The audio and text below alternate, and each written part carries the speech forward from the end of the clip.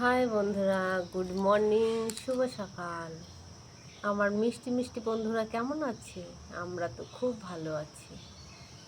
দেখো, আমার বোন এসেছে, তো আমরা দুই বোনে না খুব খুব মজা করছি।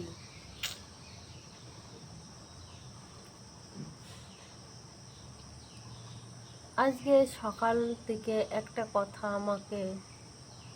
আমার খুব মনে পড়ছে।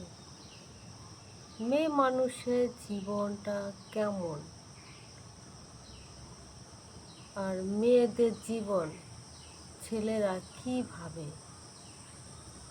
দেখো, একটা মেয়ের যখন বিয়ে হয়, সে শ্বশুরবাড়ি অনেক অনেক স্বপ্ন নিয়ে যায়।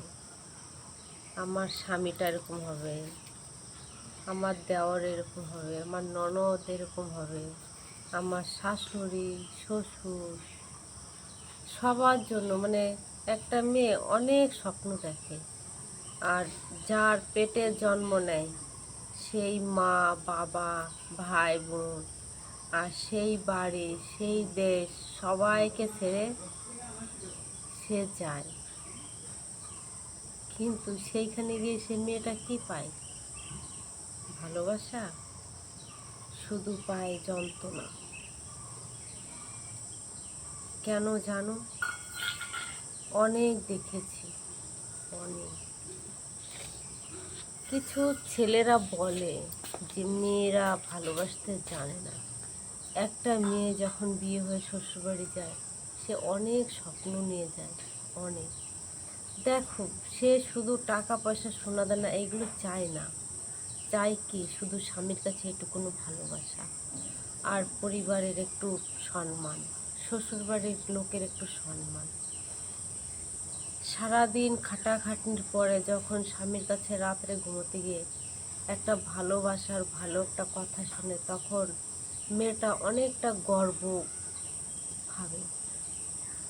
দেখো, স্বামীতে অনেক টাকা পয়সা অনেক সোনাদানা না দিলে, একটা স্বামী যখন রাত্রে বউকে ভালোবেসে ছোট্ট একটা জিনিস এনে দেয় না রাত্রে, তখন সেই বউটা খুব খুশি হয়।